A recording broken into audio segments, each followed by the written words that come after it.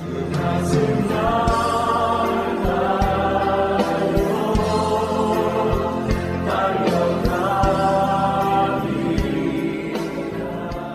누가복음 1장 21절부터 25절까지 한 목소리로 읽겠습니다. 시작.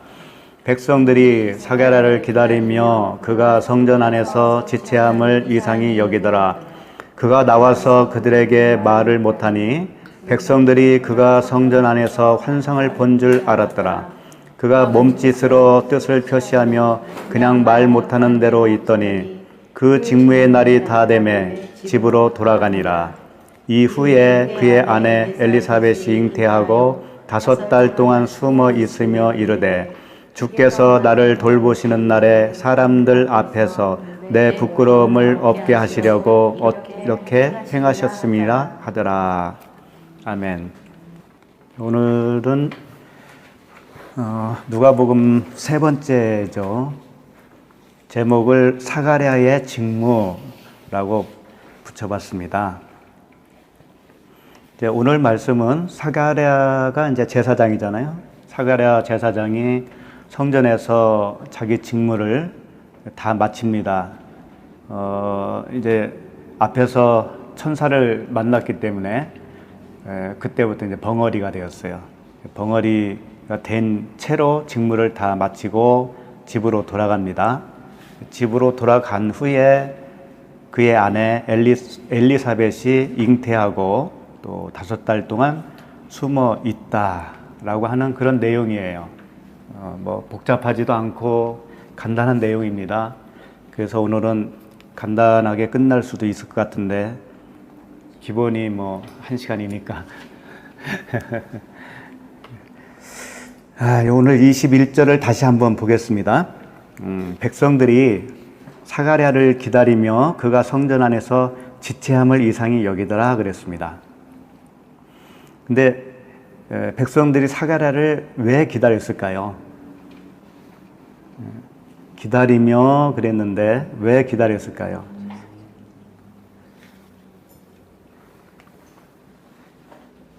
이제 그 배경 설명을 약간 하게 되면은 24반열이 있습니다. 제사장들의. 그게 이제 다윗 때부터 생겼다고 하는데 24반열 중에서 사가랴가 제비뽑기를 하죠. 이 제비뽑기라고 하는 것은 이제 특별한 직무를 하기 위해서 그 같은 반열의 순서대로 왔다고 하더라도요, 그 제비를 뽑아서 특별한 제사장 업무가 있다라는 거예요. 그게 향 피우는 거였었어요. 그래서 천사가 어디 왔어요? 향단 옆에 있었잖아요. 그렇죠? 그래서 이 제사장이 향을 피우는 제사장이에요. 근데 향을 피우는 제사장은 그야말로 일생 동안 자기 차례가 한 번도 안 올 수도 있는 거예요. 이것은 제비뽑기를 하기 때문에. 그런데 사가랴가 제비를 뽑았는데 향을 피우다가 잘못될 수가 있거든요. 죽을 수가 있거든요. 네. 자기 죄로 인해서 죽을 수도 있고, 그래서 계속 안 나오고 지체를 하니까 이제 걱정을 한 거죠. 네. 그런데다가 제사장이 그 안에서 이제 제사 드리는 직무를 다 하고 나면 나와서 어떤 일을 하냐면은 백성들에게 축복을 해요. 제사장이. 그러니까 그 제사장이 축복을 못하게 되면은 안 되잖아요. 그렇죠? 백성들은 그 축복을 받기를 원해서 기다리고 있는데 안 나오는 거예요. 그래서 이상하게 생각을 한 거죠. 그 잘 아시듯이 레위기 9장 22절에 읽어드릴게요. 레위기 9장 22절에 아론이 백성을 향하여 손을 들어 축복함으로 속죄제와 번제와 화목제를 마치고 내려오니라. 아론이 백성을 향하여 손을 들어서 축복을 했어요. 그때가 속죄제와 번제와 화목제를 마치고 내려왔을 때란 말이죠. 그렇죠? 그리고 모세와 아론이 회막에 들어갔다가 나와서 백성에게 축복하며 여호와의 영광이 온 백성에게 나타나며 이렇게 기록이 되어 있습니다. 모세와 아론이 제사를 드리고 나서 항상 손을 들어서 축복을 했던 거예요. 그러니까 제사장은 축복권이 있는 거죠. 그런데 안 나오는 거예요. 샤가랴가. 그래서 어떻게 됐나 이상하죠. 그래서 이상하다라고 하는 이 단어가 다우마조인데요. 놀랍다 그런 뜻이에요. 놀랍다. 아주 놀랍게 여기는 거예요. 자기네들을 축복을 해줘야 할 제사장이 지체하고 안 나오니까 이게 이제 처음에 이상해 여기다가 놀라기까지 하는 거예요. 죽은 줄 아는 거예요, 이제는. 근데 사실 죽은 제사장도 있었거든요. 그게 누구냐면 아론의 아들이에요. 아론의 두 아들을, 아론의 아들 나답과 아비후. 나답과 아비후가 각각 향로를 가져다가 여호와께서 명령하시지 아니하신 다른 불을 담아 여호와 앞에 분향하였더니 불이 여호와 앞에서 나와 그들을 삼키매 그들이 여호와 앞에서 죽은지라. 이게 레위기 10장 1절 2절 말씀이에요. 그러니까 다른 불이라고 하는 것은 사람의 교훈을 말하는 거거든요. 인본주의. 그러니까 사람의 생각대로 말씀을 가지고 말씀을 전한다든가 가르치면 그게 곧 다른 불이에요. 그러니까 하나님께로부터 온 말씀을 사용해야 되는 거예요. 그렇지 않으면 이 당시로 말하면 죽는 거잖아요. 근데 오늘날도 마찬가지예요. 죽어요. 왜 죽느냐면 그렇게 전하고 있는 사람 자신이 다른 불을 가지고 있으니까 그 영혼이 이미 죽어 있는 상태잖아요. 그 말을 듣는 또 사람들도 그 말씀 때문에 죽는 거잖아요. 그러니까 영적으로 죽는 것은 우습게 생각한다고 사람들이. 근데 가장 심각한 거예요. 22절 같이 읽겠습니다. 시작. 그가 나와서 그들에게 말을 못하니 백성들이 그가 성전 안에서 환상을 본 줄 알았더라. 그가 몸짓으로 뜻을 표시하며 그냥 말 못하는 대로 있더니 그가 나와서 말을 못하니 그랬습니다. 하나님을 만나면은요 말을 잘할 것 같지만은 말을 못해요. 처음에는 바울도 그랬잖아요. 다메섹 도상에서 주님을 만나고 3일 동안 보지도 못하고 말도 못했잖아요. 그와 같은 기간이 있어요. 그 말씀을 들어서 이제 자기가 가지고 있던 그 생각들이 다 빠져나갈 때까지는 말을 제대로 못하는 거예요. 여기서 이제 말을 못하니라고 하는 게 그냥 그 벙어리처럼 되었다라는 거잖아요. 물론 샤가랴는 그런 현상으로 복음을 설명할 길이 없어요. 설명할 수밖에 없어요.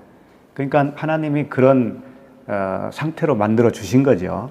근데 오늘날 우리에게는 똑같은 일이 벌어지지는 않지만 영적으로는 같은 의미라는 거예요. 그게.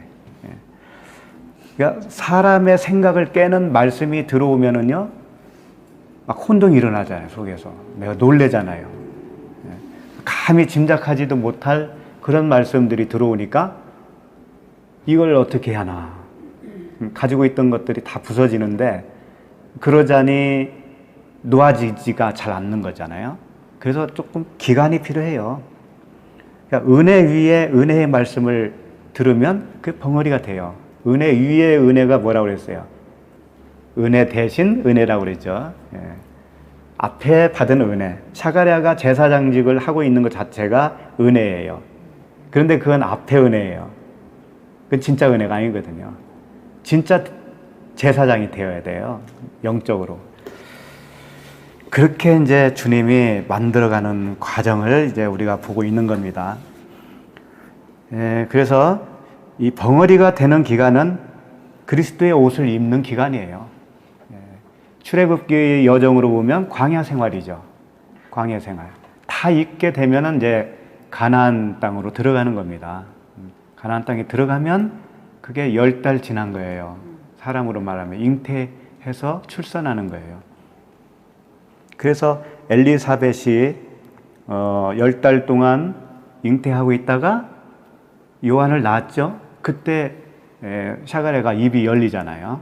그런 것을 통해서 우리에게 영적 원리를 가르쳐 주고 있죠.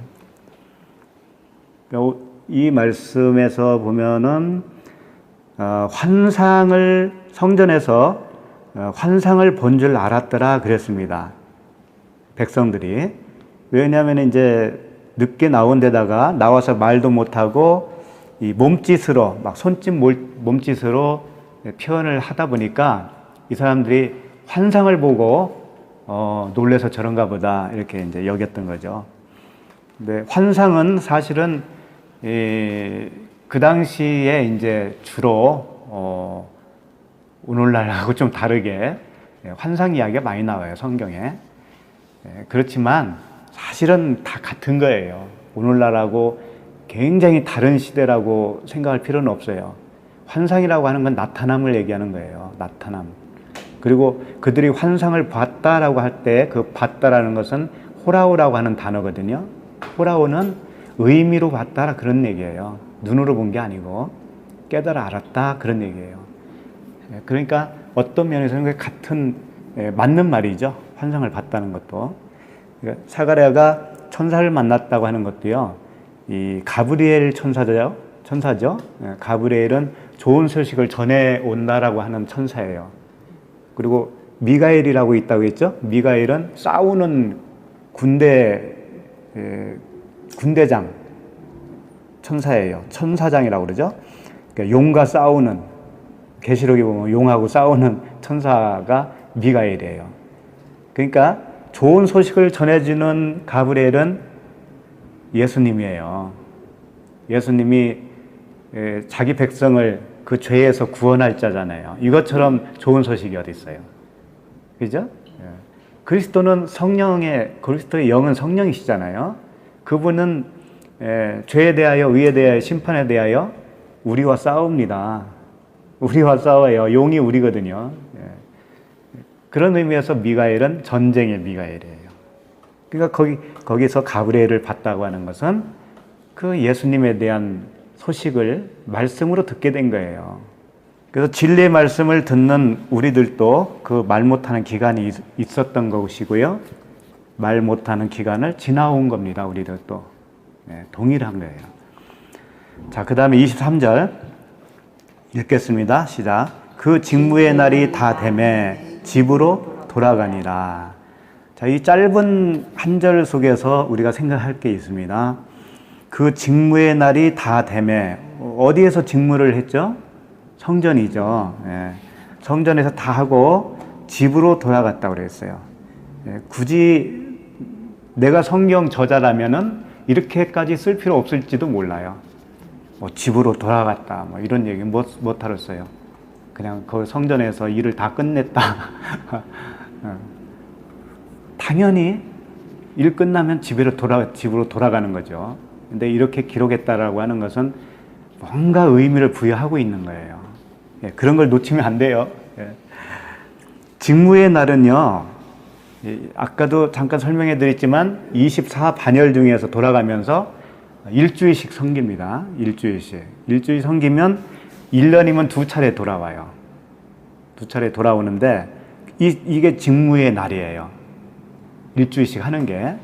그러면 일주일을 직무를 다 했을 때는 그 평생에 있을까 말까 한 분향하는 일을 했다고 그랬잖아요. 이 분향하는 일을 직무라고 한 거예요. 사가랴에 있어서는 그게 직무예요. 그러면 이 분향이라고 하는 의미가 있어요. 분향이라고 하는 의미. 분향은 뭐겠어요? 뭔가 태워서 향을 올려드리는 거잖아요. 계시록에서는 그 향을 성도들의 기도라는 말로 표현을 한 적도 있었죠. 근데 보통 성전 안에서 분향단은 무엇을 의미하느냐 하면은 세 가지 중에 하나인데요. 뭐냐면 들어보셨을 거예요. 황금, 유황, 몰야, 이 세 가지 들어보셨을 거예요. 그 중에 두 번째예요. 그 황금, 유황이에요. 유황이 이제 향을 피우는 거라고요. 유황은 뭐냐면 향기를 내는 어떤 향품이에요. 그리고 어떤 기름도 될 수가 있어요. 어쨌든 뭐 바르든 태우든 해서 향기를 내는 거예요. 이게 유황이거든요. 그럼 황금, 유황, 몰약을 동방박사가 누구에게 줬어요? 아기 예수한테 주었잖아요. 그러니까 그 세 가지가 뭘 의미하는지 아세요? 그 세 가지는 몽땅 털어서 예수 그리스도를 모형으로 하고 있어요. 예수 그리스도가 이 세 가지로 표현한 거예요. 그런데 이 세 가지로 표현한 이유는 그 세 가지 각각마다 어떤 뜻이 있는 거예요. 뜻이 있어요. 그 뜻을 우리에게 설명하기 위해서 황금, 유황, 몰약 이렇게 표현한 겁니다. 황금은 잘 아시다시피 왕이에요. 왕. 왕인데 우리도 왕 같은 할 때 왕 같은 제사장이라고 그러잖아요. 그러니까 왕, 우리도 왕인데 그 왕은 어떤 직책을 가지고 있냐면 살리는 직책이에요. 왕만 살릴 수 있잖아요. 왕만. 사형 집행을 멈출 수 있는 권한이 누가 있어요? 왕한테만 있잖아요. 그러니까 죽은 우리를 살릴 수 있는 분은 왕밖에 없어요. 그래서 그 황금은 왕을 상징을 하면서 그것을 어떻게 또 표현을 했냐면 조각목 같은 거 죽은 나무에 금을 다 입히잖아요. 예, 그러니까 우리 같이 죽은 우리들을 덮으시는 은혜를 설명하고 있어요. 그 왕은 왕인데 우리에게 죄인의 죄를 덮는 은혜, 덮는 은혜로서의 왕이란 말이죠. 그것을 그리스도의 옷을 입혀주셨다라고 표현도 하는 겁니다. 예, 그리스도의 옷을 입으면 그 은혜를 입은 거예요, 우리가. 그게 왕이 하는 일이거든요, 왕. 그럼 유황은 뭐냐? 유황은 태우는 거예요. 태워서 그 향을 올려드리는 거거든요. 그런데 무엇을 태우냐? 자기를 태워요. 하나님이신 자신을 태워요. 그게 모형적으로 성막 안에서는 기름을 태우는 거고 그 향을 태우는 거예요. 그 일을 사가랴가 하고 있는 거죠. 그러면 유황은 어떤 내용을 가지고 있느냐? 이것은 제사장이에요. 예수님은 큰 대제사장이잖아요. 제사장이면서 자기가 스스로 제물이 되었어요. 그러니까 사가랴는 모형적인 제사장이니까 자기가 자기를 태울 수는 없고 향을 태운 거예요. 기름을 태운 거죠. 그러면 그 향기가 날 거 아니에요. 향기가. 그 향기가 하늘로 올라갑니다. 그 향기가 뭘까요? 너희는 그리스도의 향기다라고 하는 말씀 들어봤죠. 우리 자신이 향기라는 거예요. 우리 자신이. 그러니까 예수님이 자기 몸을 십자가에서 죽으시고 하나님께 올려드린 향기는 우리가, 우리. 성도가 향기란 말이에요. 성도 자신이. 그러니까 유황은 제사장을 설명하고 있어요. 제사장. 그럼 둘 나왔죠? 왕, 제사장, 하나 뭐가 남았어요? 선지자. 예. 그러니까 구약 시대에는 왕, 제사장, 선지자가 각각 있어요. 각각. 겸직을 할 수가 없었어요. 그런데 예수님에게만 이 세 가지 직분이 다 자기 혼자 가지고 있어요. 그럼 몰약이 선지자거든요. 몰약은 무슨 역할을 하냐면은 감람나무에서 채취를 한다고 해요. 감람나무는 올리브 나무인데 그 올리브 오일, 감람나무 유는 그리스도의 기름을 얘기하는 거예요. 그리스도의 기름 부음을 받은 자, 그리스도. 그러죠? 기름은 무슨 역할을 하냐면은 질병을 치료해 주는 역할, 그리고 시체를 썩지 않도록 유지시켜주는 방부제 역할, 이 두 가지 역할을 다 해요. 그러니까 몰약은 우리가 허물과 죄로 죽은 우리를 썩지 않게 발라주어서 살려주는 거예요. 살아나게 하는 거예요. 그러면 그게 선지자란 말이죠. 선지자는 말씀을 선포하는 자잖아요. 그 말씀을 선포해서 그 말씀으로 인해서 살리는 거잖아요, 영혼을. 그래서 황금, 유황, 몰약이라고 하는 이 세 가지를 예수 그리스도의 모형으로 설명하고 있는 거예요. 그 중에서 사가랴가 오늘 그 일을 유황에 향을 피웠다 이겁니다.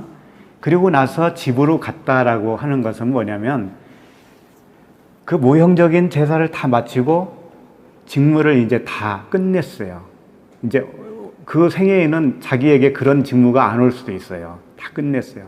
끝내고 어떤 직분으로 되냐면 정말 내면에 이제 그 직분을 가지게 되는 자가 되는 거예요.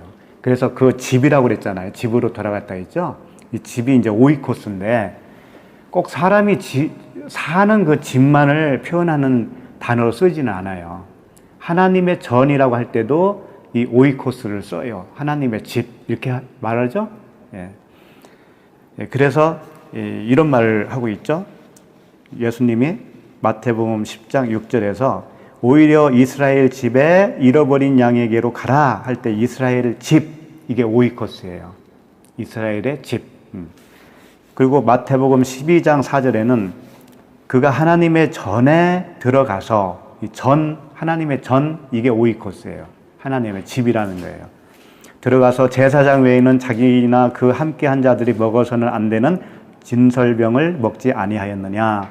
다윗이 한참 쫓겨 다닐 때 그때 제사장만 먹을 수 있는 진설병을 먹었단 말이죠. 하나님의 그 성소에 들어가서, 성전에 들어가서. 그러니까 이 오이코스는요, 집에 단순히 집이라고 생각만 하면 안 돼요. 이제 하나님의 집에 들어갔다 이거예요. 성전, 사람이 지은 성전에서 직무를 다 마치니까 이제 사람이 짓지 아니한 성전, 내면의 성전 안으로 들어갔다라고 하는 의미죠. 네, 우리도 율법 아래에서 열심히 하나님께 제사를 드린 겁니다. 그러다 그 직무를 다 하고 이제 너희가 하나님의 성전인 것과 막 이러잖아요. 우리가 성전이잖아요. 그 성전으로 들어가게 된 거예요. 진짜 성전이에요, 그게. 그래서 이 직무라고 돼 있죠. 직무를 다 마쳤다고 되어 있는데 직무는 봉사, 섬김 그런 의미의 단어거든요. 레이투로기아 이렇게 되어 있어요. 그러나 이 직무는 두 가지 직무이 있는 거예요. 이미 말씀드렸지만 사람이 지은 성전 안에서 하는 직무가 있고 이제 정말 그 내면의 성전이 되어서 하는 직무가 있는 거예요. 그래서 더 중요한 게 뭐냐면 내면의 성전을 완성하고 하는 그 직무를 우리가 알아야 돼요. 그 직무가 과연 우리가 할 일이 무엇이냐. 그걸 모르면 나 혼자만 그냥 성전 되고 마는 거예요. 자기 성전은 될 수는 있지만 그 이상으로 어떤 그 하나님이 원하시는 일을 못하고 평생 살다가 죽을 수도 있어요. 일단 겉에 그림자적인 그 성전을 이렇게 표현을 했습니다. 히브리서 8장 5절에는 그들이 섬기는 것은 하늘에 있는 것의 모형과 그림자라. 모세가 장막을 지으려 할 때에 지시하심을 얻음과 같으니 이르시되 삼가 모든 것을 산에서 내게 보이던 본을 따라 지으라 하셨느니라. 모세를 통해서 모형과 그림자 되는 장막을 지었죠. 그리고 나서 후에 솔로몬을 통해서 성전을 지었죠. 그러나 사람이 지은 거예요. 이 히브리서 8장 9절에는요 또 이런 말씀도 해요. 또 주께서 이르시기를 이 언약은 내가 그들의 열조의 손을 잡고 애굽 땅에서 인도하여 내던 날에 그들과 맺은 언약과 같지 아니하도다. 그들은 내 언약 안에 머물러 있지 아니하므로 내가 그들을 돌보지 아니하였노라. 자, 여기 끝에 말씀. 내 언약 안에 머물러 있지 아니하므로 내가 그들을 돌보지 아니하였다. 이게 중요한 말씀이에요. 그러니까 모형과 그림자를 쫓아서 하나님을 섬겼던 그들은 돌보지 않았다는 거예요. 하나님이. 굉장히 중요하잖아요. 돌본 것 같은데 사실은 그게 돌본 게 아니에요. 그래서 이런 말씀을 하시는 거예요. 그 히브리서 8장 10절에 또 주께서 이르시되 그날 후에 내가 이스라엘 집과 맺을 언약은 이것이니 내 법을 그들의 생각에 두고 그들의 마음에 이것을 기록하리라. 우리의 생각 안에 두고 우리 마음에 기록하는 거예요. 신비에 새겨주겠다. 이제 이게 두 번째 성막이에요. 성전이에요. 이렇게 되어야 참된 직무를 행할 수가 있는 거죠. 그래서 그들에게 하나님이 그런 거예요. 나는 그들에게 하나님이 되고 그들은 내게 백성이 되리라. 이게 이제 진짜 하나님과 연합된 그런 상태에 있는 백성들이에요. 오늘날 우리가 다 그렇게 되어야 되죠. 그런데 그림자와 모형 같은 그 율법 아래에 있으면 안 되는 거예요. 하나님의 말씀이 하나님의 마음으로 내 안에 신비에 새겨질 때 그 신비에 새겨진 성령의 법에 의해서 내가 사라지면 그것은 정말 성전을 이룬 거죠. 그렇게 되지 않으면 돌보지 않았다라는 말이 되는 거예요. 돌본 것 같은데 돌보지 않았대요. 그래서 새로운 직무로 우리가 들어가야 됩니다. 네. 그럼 이제 새로운 직무로 들어가는데 새로운 직무를 맡으려면 어떻게 해야 되냐면은 주님과 연합이 먼저 일어나야 돼요. 주님과 연합. 그리고 예수 그리스도와 함께 십자가를 통과해야 되는 것이 주님과 연합이에요. 그렇게 되면 새 예루살렘에 들어가는 안식에 이르는 거죠. 그런 그 과정, 주님과 연합, 그 다음에 십자가를 통과하고 주님과 다시 부활하여 안식에 이르는 것. 세 단계, 주님과 함께 연합돼서 죽고 주님과 함께 연합해서 살아나는 것. 그게 이제 우리에게 있어야 되는 거예요. 그 말씀을 단계적으로 표현한 말씀이 있거든요. 한번 찾아보실까요? 빌립보서예요. 빌립보서 2장을 한번 보십시다. 빌립보서 2장 찾으셨죠? 네. 1절부터 보면서 설명하겠습니다. 그러므로 그리스도 안에 무슨 권면이나, 여기서 이제 그리스도 안에 무슨 권면이나, 이 권면은 뭐냐면 부르심을 말하는 거예요. 그러니까 그리스도 안에서 네가 부르심을 받았느냐라고 하는 거예요. 이 뜻이 부르심을 받은 게 확실하냐 이거예요.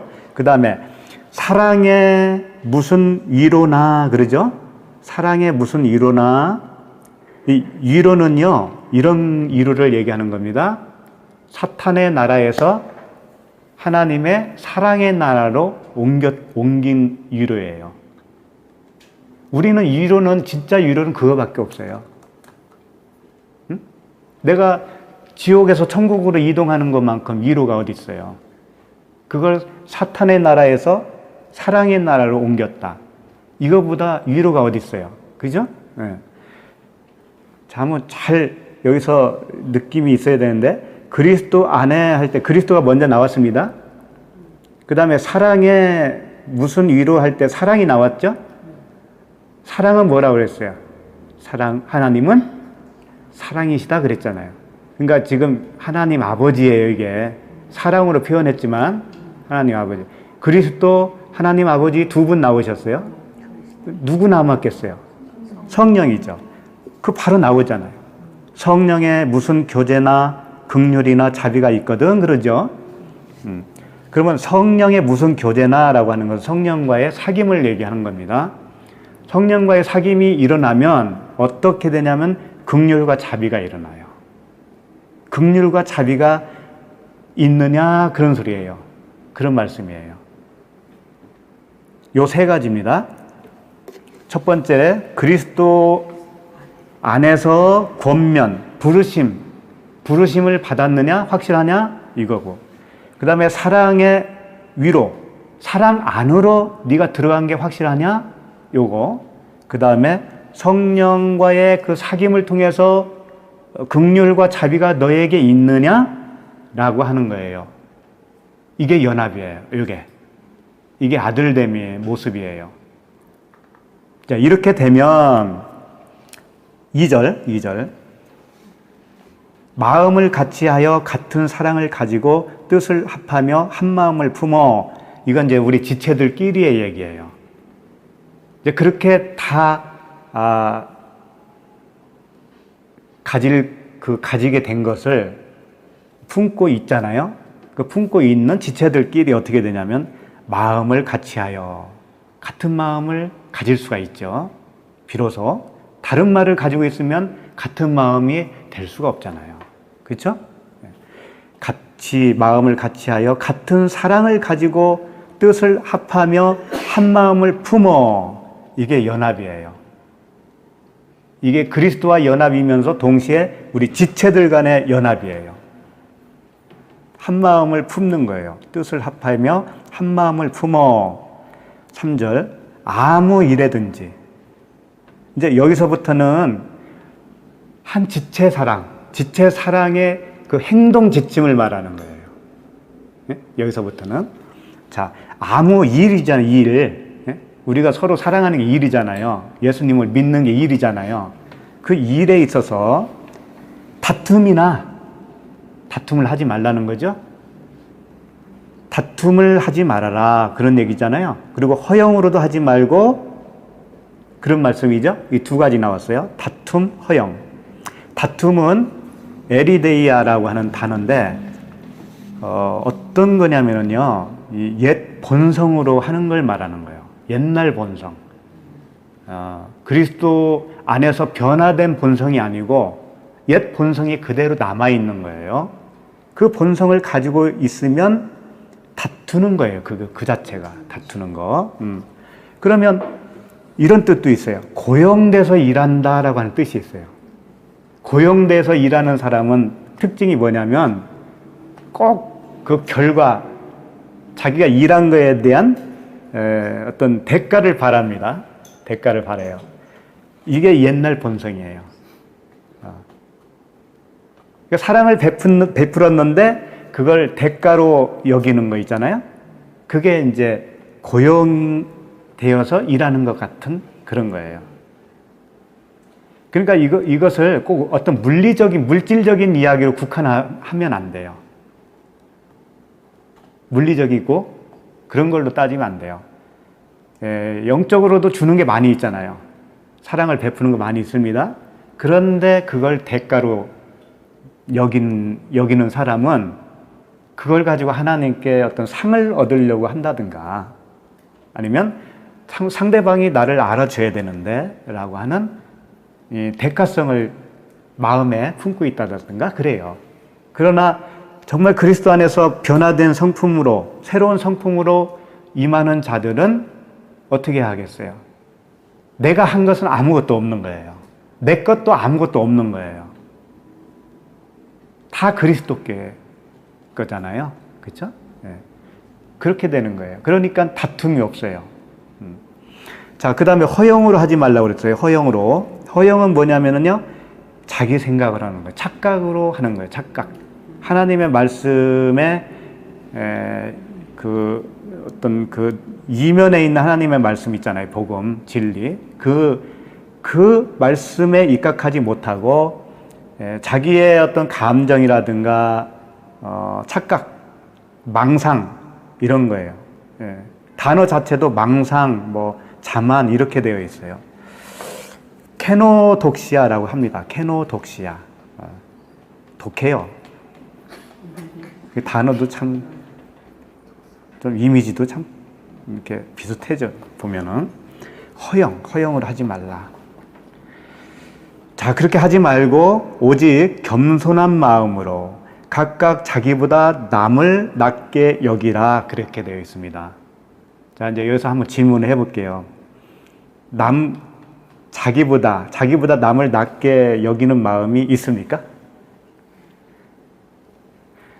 솔직하게 나보다 못한 사람 있잖아요. 자기 기준에 의해서. 예? 진리의 교제 안에서 그게 일어나는 것 같아요. 일어나는 것 같아요? 네. 야 대단하시다. 예. 그렇게 그렇게 돼야 돼. 예. 기준이 여기고 예. 기다려주고 예, 예. 그 소중한 그런 교제 안에 자, 여기서 이제 참 막기 전에 다른 사람을 어떻게 무조건 나보다 다 나아야 돼. 다 낫게 여겨야 돼. 그렇게 여기는 마음이 내 안에 없으면 이거 내가 이거 그리스도에게서 떨어진 사람이 아니야 이거? 이런 생각도 하게 된다고요. 이게 이런 겁니다. 어떻게 낮게 여길 수 있는 비결을 알려드릴게요. 자기보다 남을 낮게 여길 수 있는 방법, 주님처럼 하면 돼요. 어떻게 하느냐? 주님하고 우리하고 한 비교를 해보세요. 누가 나아요? 주님이 낫죠? 그러니까 내가 나으면 되는 거예요. 내가 나으면 그 사람을 낮게 여길 수 있다고요. 무슨 뜻이냐면 주님이 우리보다 나으신 분이죠. 그 나으신 분이 우리를 살리기 위해서 어떻게 했어요? 낮아졌잖아요. 죽으셨잖아요. 그러니까 이 사람을 내가 볼 때 이 사람이 못해 나보다. 그 못하다는 건 뭐냐면 복음을 아직 모른다 이거예요. 복음을 모르기 때문에 나보다 못한 거야 이분이. 나는 낫잖아 이제. 그런데 이 사람을 살리기 위해서는 어떻게 되냐면 내가 죽어야 돼. 살리기 위해서는 내가 낮춰져야 돼. 그러면 이 사람을 내가 낮게 여기는 거야. 예? 무슨 말씀인지 알겠죠? 그래서 이 뒤에 나오는 말씀이 예수님의 그 자기 비하, 본체에서 내려오심을 설명하고 있어요. 여기에 이어서 그런 말씀이 나오는 거예요. 그래서 낮게 여기는 것이 무엇인가 가르쳐 주는 거예요. 그러니까 이제 근본적인 것을 말하는 거예요. 근본적인 말씀의 의미가 무엇이냐. 그것을 설명해 드리는 거죠. 그러니까 이것은 단순히 저 사람이 어떤 기능적으로 나보다 낫다라든가 못하다든가 그런 차원의 이야기가 아니라는 거예요. 약속을 이루어 주신 걸로. 예. 그러니까 우리는 사랑은 내리사랑이라고 그랬잖아요. 내가 먼저 사랑을 받았으면 사랑 안 받은 사람이 나보다 나은 사람이에요. 사랑 못 받은 사람이 나보다 나은 사람이라고요. 왜 그러겠어요? 내가 죽어야 되니까. 내가 죽어야 그 사람이 살아날 수가 있으니까. 그런 측면이란 말이에요. 이게. 주님이 우리보다 못해서 죽으셨겠어요? 네, 높은 사람이 죽는 거예요. 높은 사람이. 높은 사람이 낮은 자를 살릴 수가 있는 거잖아요. 그러니까 그를 위해서 아직 복음을 모르는 사람을 위해서 내가 낮아지는 거예요. 그게 그 자체가. 그게 이제 그 사람을 나보다 낮게 여기는 거다. 그런 얘기예요. 자, 그 다음에 4절이죠. 4절. 각각 자기 일을 돌볼 뿐더러 또한 각각 다른 사람들의 일을 돌보아 나의 기쁨을 충만하게 하라. 이게 자기 일을 돌보라고 그랬잖아요. 먼저. 그러니까 자기가 먼저 돌본다라는 건 뭐냐면요. 관찰하다 그런 뜻이에요. 관찰. 먼저 자기를 관찰하는 거예요. 관찰하고 항상 주 안에 있는가 관찰하고 그 다음에 다른 사람도 관찰하라 그런 얘기예요. 다른 사람도 잘 주님과 연합해서 나가고 있는지 관찰하는 거예요. 그게 서로 우리 지체들이 서로 사랑하는 것이 되는 거예요. 이게 이 자체가. 그 다음 5절부터는요. 주님의 이제 그 본을 보는 겁니다. 주님이 어떻게 우리를 낮게 여기셨나. 주님이 나를 낮게 여겼기 때문에 본인이 죽으신 거잖아요. 자, 5절. 너희 안에 이 마음을 품으라. 곧 그리스도 예수의 마음이니. 그리스도의 예수의 마음이 우리에게 있어야 되는 거예요. 남을 낮게 여긴다고 하는 말씀 속에는 내가 그리스도의 그 마음을 가졌다라고 하는 겁니다. 긍휼의 마음, 자비의 마음을 가진 거예요. 7절. 그러면은 6절. 그는 근본 하나님의 본체시나 하나님과 동등됨을 취할 것으로 여기지 아니하시고, 근본 하나님의 본체시면은 그분이 뭐라는 거예요? 하나님이신데 아까 왕, 제사장, 선지자 중에서 뭐예요? 왕이죠. 예, 그러면 무엇가 나오겠어요? 그 다음에 제사장 나오겠죠. 예, 제사장 나와요 이제. 7절. 오히려 자기를 비워 종의 형체를 가지사 사람들과 같이 되셨고, 자기를 비웠어요 벌써. 그 다음에 8절. 사람의 모양으로 나타나사 자기를 낮추시고 죽기까지 복종하셨으니 곧 십자가에 죽으심이라. 이게 제사장이잖아요. 예, 십자가에 죽으심. 그 다음에는 뭐가 남았어요? 선지자. 예. 이러므로 하나님이 그를 지극히 높여 모든 이름 위에 뛰어난 이름을 주사 하늘에 있는 자들과 땅에 있는 자들과 땅 아래에 있는 자들로 모든 무릎을 예수의 이름에 꿇게 하시고 모든 입으로 예수 그리스도를 주라 시인하여 하나님 아버지께 영광을 돌리게 하셨느니라. 나팔을 불었으니까 이런 일이 생겼잖아요. 그렇죠? 말씀을 전했으니까 그리스도를 주라 시인한 자들이 생긴 거잖아요. 그 이름에 모두 무릎을 꿇었잖아요. 이게 선지자의 역할이에요. 네, 이렇게. 그러니까 아까 그 왕, 유황, 몰약, 황금이죠. 황금, 유황, 몰약이 여기에 다 나왔네요. 그렇죠? 왕은 뭐예요? 네, 황금이고, 그 다음에 제사장은 유황이고, 그 다음에 선지자는 몰약이고, 네. 그런 순으로 되어 있습니다. 그럼 우리도 어떻게 되겠어요? 예, 이렇게 이분과 하나가 되어지면 우리도 왕 같은 제사장이요, 그러죠? 그럼 왕 먼저 나왔죠? 제사장 나왔죠? 이는 어두운 데서 불러내어 빛으로 들어가게 하신 자의 아름다운 덕을 선전하는 거예요. 선전원이에요. 그 누구예요? 선지자. 예, 우리가 다 그 직분을 가지고 있다 이거예요. 예. 그러니까 우리도 똑같아요. 그리스도와 그 세 가지 직분을 가지고 그 직분에 맞는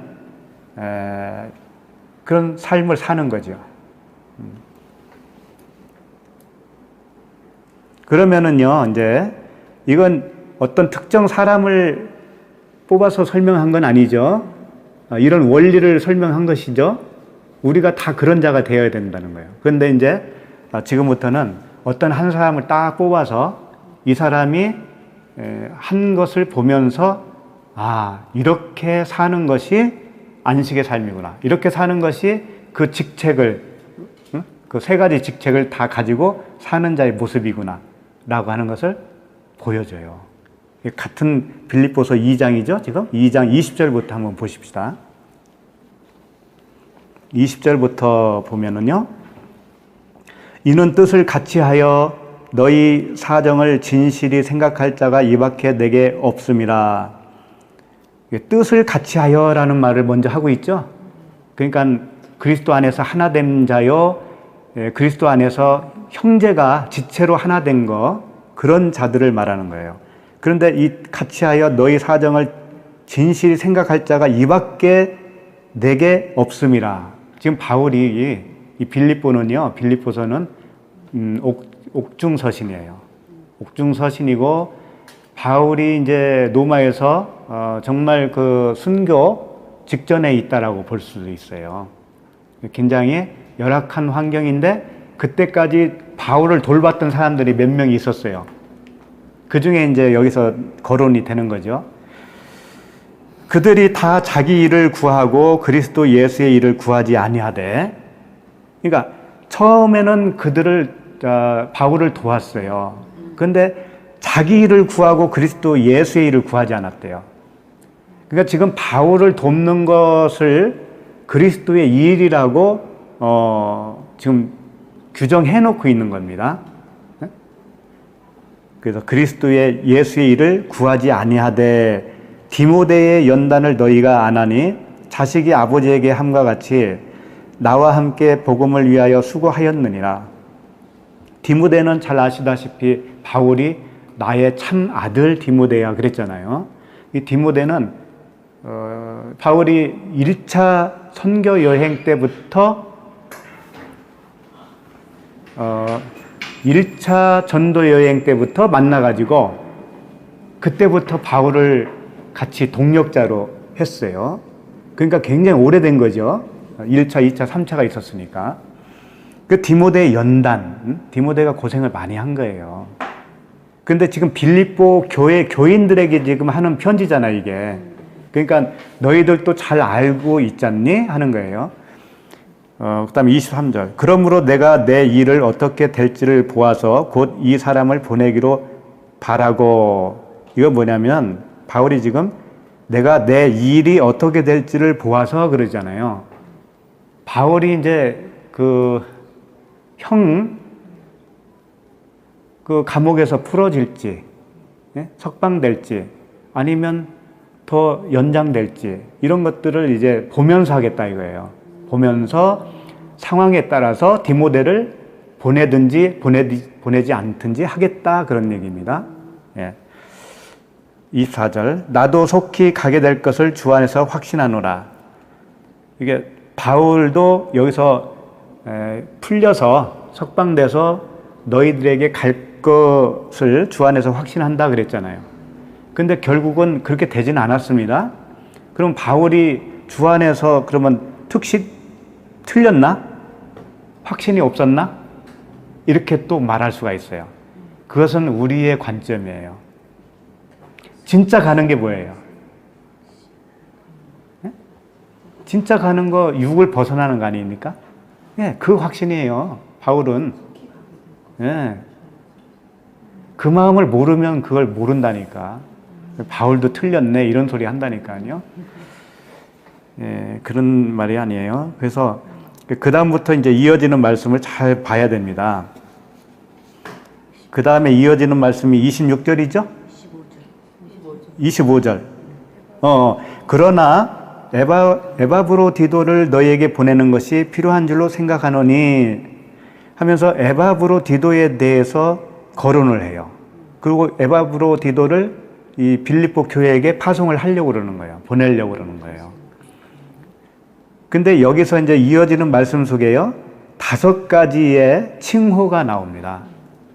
그러니까 성도의 5가지 칭호다라고 생각하시면 돼요. 우리가 다 이런 칭호를 가지고 있는 자들이에요. 그럼 칭호를 보면은 내가 어떤 일을 하면서 살아야 되는 건가? 어떤 영적 상태에 있는 사람들인가? 어떤 직무를 해야 되는 건가? 알 수가 있어요. 자, 그 다음에 한번 보죠.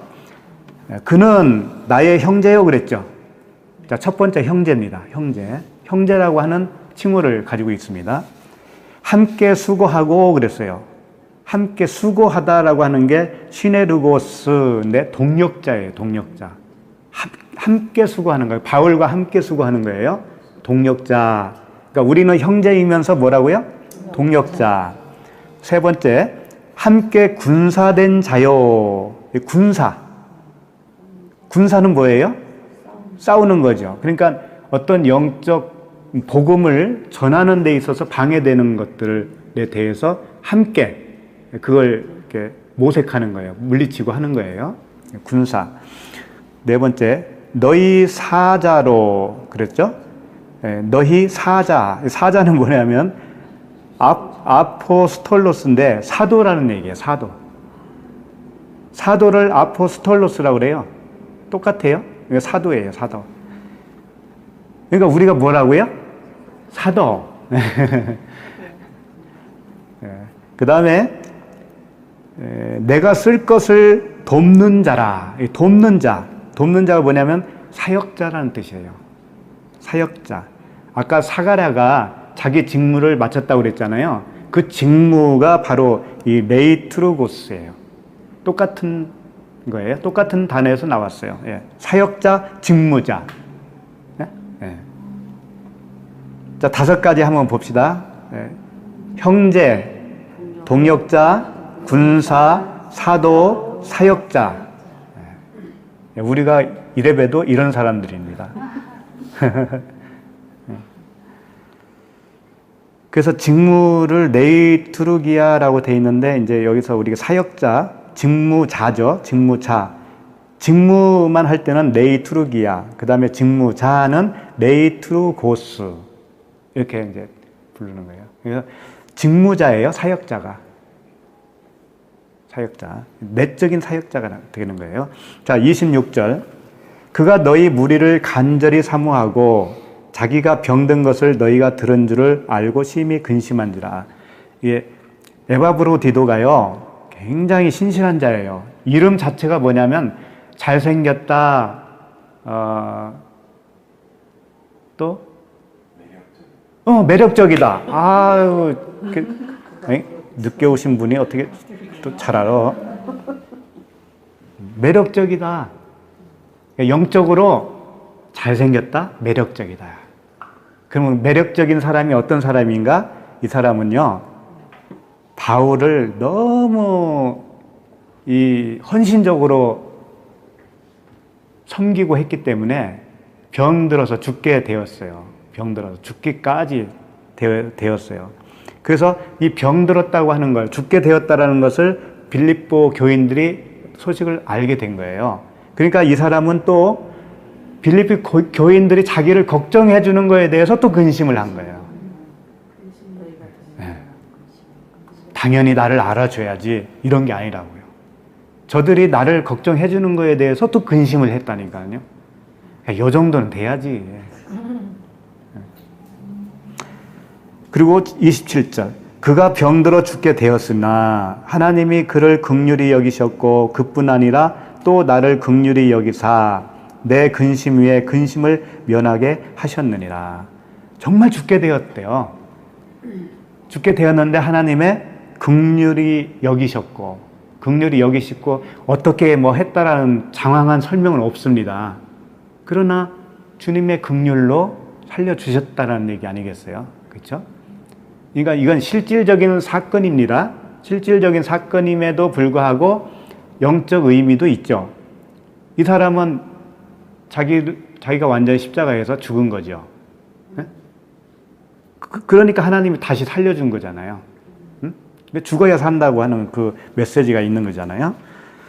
그런데 실질적으로도 우리가 그런 마음을 가진 자, 그리스도와 하나가 되고 그리스도의 예수의 마음을 가진 자는 육적으로도 그렇게 할 수 있는 거예요. 그러니까 영적, 육적을 우리는 나누는 경향이 있습니다. 예를 들어서 우리가 이제 김밥을 싸왔다 이거예요. 김밥 싸와서 우리 같이 이렇게 맛있게 나누어 먹었어요. 그럼 이건 육적인 일이죠. 그런데 복음을 전한다든가 진리의 말씀을 듣기 위해서 하는 모든 육적인 일은 그 자체가 영적인 일이라는 거 아셔야 돼요. 네, 그렇게 되는 거예요. 모래내 시장에서 이게 뭐죠? 옥수수. 이렇게 좋은 토실토실한 옥수수를 가지고 여기까지 걸어오려면 한참 걸려요. 모래내 시장에서 경유해서 오려면. 이게 뭐예요? 육적인 일인데 영적인 일이라고 이게. 근데 만약에 여기가 신천지라고 칩시다. 그 육적인 일은 뭘로 끝나겠어요? 육적인 일로 끝나는 거예요. 그런 거예요. 그러니까 이 모임이 보통 모임이 아닌 거예요. 차비들에서 오는 거예요. 이게 보통 일이 아닌 거라니까. 다 이게 하나님이 기뻐 받으시는 거예요. 이거 자체가. 자, 그 다음에 28절. 그러므로 내가 더욱 급히 그를 보낸 것은 너희로 그를 다시 보고 기뻐하게 하며 내 근심도 덜려 함이니라. 이제 에바브로디도를 빌립보 교회에 보내면 그는 이제 안식을 하는 거예요. 그렇죠? 안식. 그러니까 온전한 연합과 그의 헌신을 통해서 죽고 사는, 온전히 자기가 죽고 다시 살아난 자로, 그런 존재로서 안식에 들어가는 거예요. 네? 보내드리는 게 그게 이제 안식으로 들어가는 거란 말이죠. 그것을 요 사건을 통해서 우리에게 설명하고 있는 거죠. 29절 이러므로 너희가 주 안에서 모든 기쁨으로 그를 영접하고 또 이와 같은 자들을 존귀히 여기라. 이런 자들을 존귀히 여겨라. 그가 그리스도의 일을 위하여 죽기에 이르러도 자기 목숨을 돌보지 아니한 것은 나를 섬기는 너희의 일에 부족함을 채우려 함이니라. 바울을 빌립보 교회가 섬겼는데 그것 가지고도 안 되니까 에바브로디도가 여기서 그 부족함을 채우기 위해서 밤낮으로 그렇게 섬겼다 그런 얘기예요. 그런 뜻이에요. 그러니까 진리에 이른 자, 그리스도와 하나 된 자, 그리스도의 마음을 가진 자들은 이런 헌신이 자연스럽게 일어나는 거예요. 자연스럽게. 그게 아주 정상입니다. 정상. 비정상은 뭐겠어요, 그럼? 예수의 마음을 가졌다고 하면서도 그렇지 못한 분들이 있는 거예요. 그러니까 뭐라고 그래요? 관찰하라고 하잖아요. 관찰. 자기를 먼저 관찰하고 그 다음에 형제 자매를 돌봐라 그러잖아요. 그러니까 자기를 항상 돌봐야 되는 거예요. 관찰해야 되는 거예요. 24절은 누가복음 1장 24절 다시 이제 돌아오죠. 누가복음 1장 24절에 이후에 그의 아내 엘리사벳이 잉태하고 5달 동안 숨어 있으며 이르되 이랬습니다. 5달 동안 왜 숨어 있을까요? 누가 쫓아온다는 말도 없고 또 꼭 5달 동안만 숨어야 되는 일도 없고요. 그렇단 말이에요. 그래서 요거 자체가 다 뭔가 상징을 보여주는 말씀들이에요. 요한계시록에 보면은요, 9장 5절, 요한계시록 9장 5절에 여기 좀 찾죠? 8절까지 보실 거니까. 9장 5절에 그러나 그들을 죽이지는 못하게 하시고 5달 동안 괴롭게만 하게 하시는데 그 괴롭게 함은 전갈이 사람을 쏠 때에 괴롭게 함과 같더라. 죽이지는 못하게 하는 자들이 있죠. 여기서 전갈이 사람을 쏠 때처럼 괴롭게 하는 자, 이건 율법이에요. 이게 율법이고 5달 동안 괴로움을 당하는 자, 이게 이제 잉태한 자예요. 광야의 삶을 사는 거. 말씀이라고 하는 씨를 잉태를 한 거예요. 그런데 그 씨가 잉태되었지만 싹이 나고 열매를 맺기까지에는 5달이 걸린다는 얘기죠. 이 5달은 꼭 5달만을 얘기하는 건 아니겠죠. 그 다음에 6절 말씀에 그날에는 사람들이 죽기를 구하여도 죽지 못하고 죽고 싶으나 죽음이 그들을 피하리로다. 이게 무슨 뜻이냐면요, 십자가에서 내가 스스로 죽으려고 그러는 거야. 처음에는 그래요. 다 그랬지 않았어요? 그렇죠. 자기를 보니까는 에이 몹쓸 나 뭐 이러면서 빨리 죽고 빨리 어떻게 효부를 봤으면 좋겠는데 안 되는 거죠. 그게 그렇게 되는 게 아니거든요. 말씀이 꽉 차져야 돼요.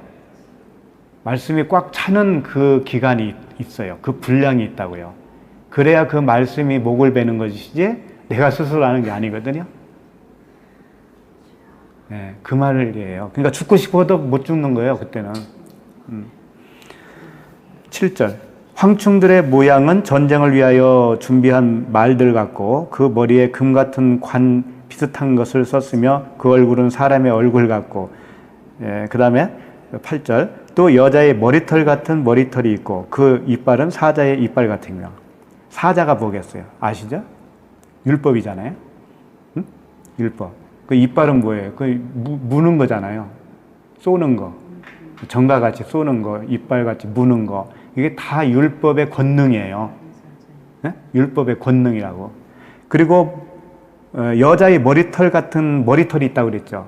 이 머리털이 뭐냐면 지식을 말하는 겁니다. 세상 지식, 율법 지식. 사람의 교훈들을 얘기하는 거예요. 그래서 바울이 갱그리아에서 머리를 빡빡 밀었죠. 그 머리털을 미는 게 그 쓸데없는 지식들을 다 밀어버렸다, 그런 의미예요. 오직 진리 하나만, 복음으로만 무장하겠다. 그런 의미예요, 그게. 삼손이 머리털 자르니까 어떻게 돼요? 힘을 잃어버리죠? 그 머리털이 주님이 주신 머리털이에요. 지혜. 복음이었단 말이에요. 복음을 밀면 힘이 없는 건 당연하죠. 그러니까 머리털, 털옷, 이 털자 들어가는 거 있죠? 이게 하나님의 지식이든지 율법의 지식이든지 둘 중에 하나예요. 머리털까지 세신 바 됐다라고 하는 게 그거예요. 율법의 1.1획도 이루어지지 않으면 그런 말씀을 하시잖아요. 그걸 얘기하는 거예요. 율법이에요, 그것도. 율법 조항들이에요. 율법적인 지식. 사람이 만들어낸 교훈. 그런 것들. 그걸 머리털까지 세고 그게 다 이루어져야 된다고 그랬는데 그 이루어지게 한 것이 뭐예요? 그분이 죽으심이잖아요.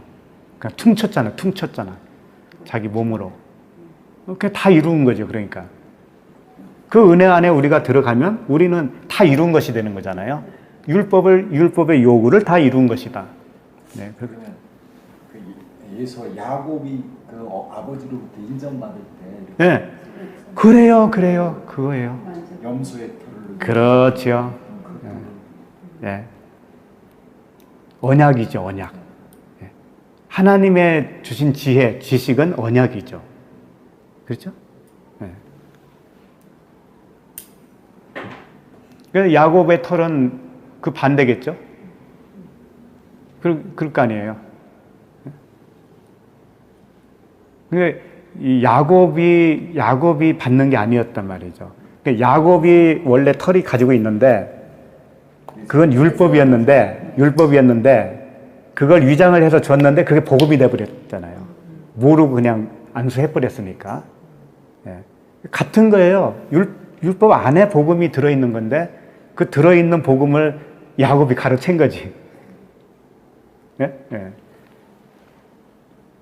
그러니까 머리털 뭐죠? 또 세례 요한이 무슨 털? 약대털 입었잖아요. 예. 자기는 율법의 마지막 선지자니까 입을 수밖에 없잖아요. 그죠? 예.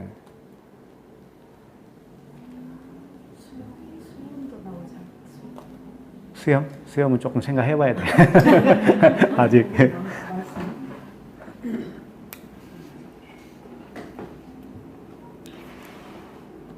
그래서 이제 다섯이라고 하는 개념들 뭐 이미 다 여러 번 말씀드렸으니까 이왕이 나왔으니까 하나 더 말씀드리면 고린도전서 14장 19절에 그냥 읽어드릴게요. 그러나 교회에서 내가 남을 가르치기 위하여 깨달은 마음으로 5마디 말을 하는 것이 1만마디 방언으로 말하는 것보다 나으니라. 깨달은 5마디.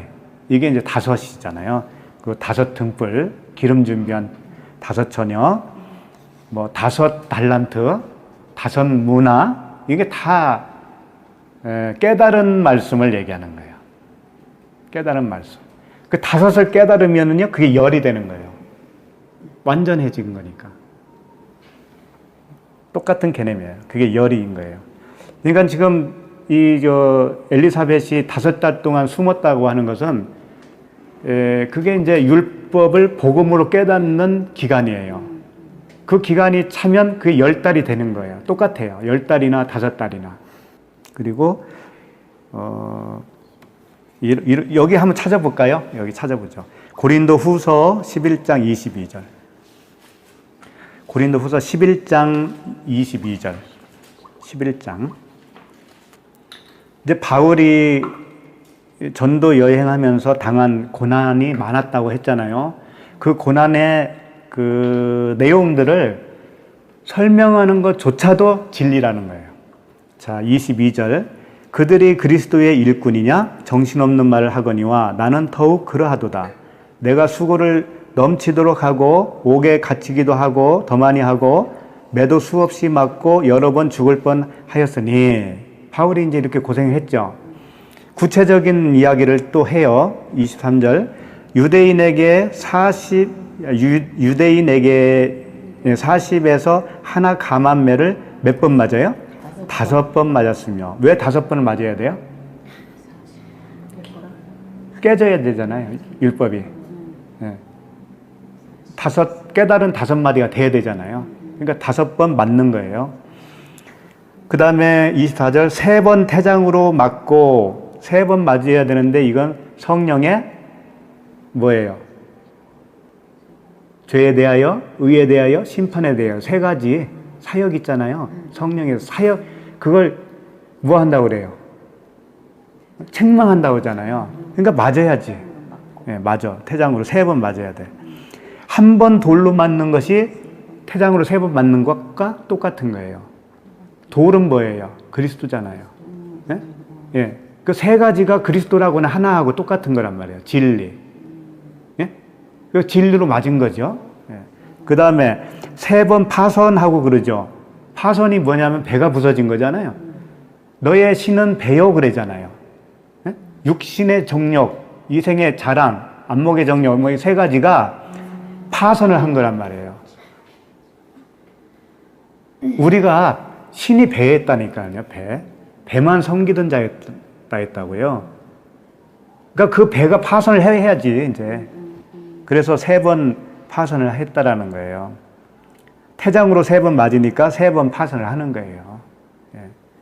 일주야를 깊은 바다에서 지냈으며 1일째부터 7일째까지가 뭐예요? 완성이죠? 예. 그 깊은 바다에서 지냈다고 하는 것이 그 요나의 뱃속에서 3일 동안 죽었다가 살아난 것과 같은 개념이라고요. 그렇게 해야 안식이 이루는 거예요. 그렇게 해야. 태장으로 3번씩 맞으셔야 됩니다. 네? 배가 3번은 파손해야 돼요. 다 이런 그 영적 의미를 다 담고 있어요. 그래서 항상 우리에게 주시는 말씀은 육이 깨져야 된다라고 하는 거예요. 근데 내가 깨지는 게 아니고 그분이 해주겠다. 언약이에요, 언약. 말씀 자체가 다 언약이에요. 너희들은 할 수 없는 거야. 내가 하는 거야. 네가 하려고 해봐야 그게 되지도 않아. 그런 얘기, 그런 말씀이죠. 그러니까 내가 먼저 된 다음에는 이제 전파를 해야죠. 예. 넘치면은요, 내 안에서 넘치면은 흘러나가게 되어 있어요. 그러니까 담장나무로 뻗은, 뭐죠? 나무, 무슨 나무? 담장 너머로 뻗은 나무. 예, 우리가 담장 너머로 뻗는 가지가 돼요. 이제 넘쳐요, 넘쳐. 차고 넘치면, 말을 안 하면 화가 미친다라고 그러잖아요. 그와 같이 된다니까. 예. 그렇게 되기를 기대하셔야죠. 예. 그래서 이제 정리를 하면, 그의 아내 엘리사벳이 잉태하고 5달 동안 숨었다라고 하는 의미의 광야에 가서 배우는 기간입니다. 그렇게 해서 이제 그 5달이라고 하는 그 의미를 통해서 우리에게도 다 그 5달이 있었던 것이고요. 지금도 진행 중일 수도 있고요. 그런 겁니다. 성령의 책망으로 율법 아래 있는 은혜의 복음을 깨닫는 기간이다. 육신의 생각이 하나님의 생각으로 바뀌는 기간이다 라고 하는 겁니다. 그래서 그리스도 안에 있는 예수의 마음, 하나님의 마음을 우리가 품고 살면 되는 거죠. 자, 그 다음에 이제 25절 마지막이죠. 주께서 나를 돌보시는 날에 사람들 앞에서 내 부끄러움을 없게 하시려고 이렇게 행하심이라 하더라. 왜 5달 동안 숨어서 배우게 하느냐? 핵심은 뭐냐면 부끄러움을 없게 하시려고. 언제? 사람들 앞에서 나를 돌보시는 날. 돌보시는 날에. 돌보시는 날이 뭐냐면요. 결산할 때라는 뜻이에요. 결산할 때, 말씀의 결산을 할 때, 그런 말씀이에요. 돌보신다라고 하는 것은 하나님이 우리를 보시는 거예요. 관찰을 하시는 거예요. 이 저울에 단다니까. 하나님의 저울에 달아요. 그럴 때 부끄러우면 안 되잖아요. 미달되면 부끄러운 거 아니겠어요? 예. 그래서 이 부끄러움을 없게 한다고 하는 것은 계시록 16장 15절에 읽어드리면 보라 내가 도둑같이 오리니, 우리에게 도둑같이 오시는 거예요. 누구든지 깨어 자기 옷을 지켜 벌거벗고 다니지 아니하며 자기의 부끄러움을 보이지 아니하는 자는 복이 있도다. 그러니까 그리스도의 옷을 입으면 부끄러움이 없잖아요. 예. 그렇게 입혀 주시겠다라고 하는 언약이에요. 그래서 이제 사가랴가 그 모형과 그림자 되는 그 직무였잖아요. 사람이 만든 성전 안에서 행하던 그 직무, 그 직무에서 영의 새로운 직무, 바울과 동역했던 그들, 그 우리 5가지 이제 외웠어요? 한번 해봅시다. 5가지 직책: 형제, 동역자, 군사, 사도, 사역자. 예. 이게 이제 영의 직분인 거예요. 이게 영의 직분. 그렇게 해서 우리가 지체로서 하나가 되어서 복음을 위해서 다 같이 표대를 향해 가는 겁니다. 영의 새로운 직무를 맡아서 복음의 사수가 되시길 바랍니다.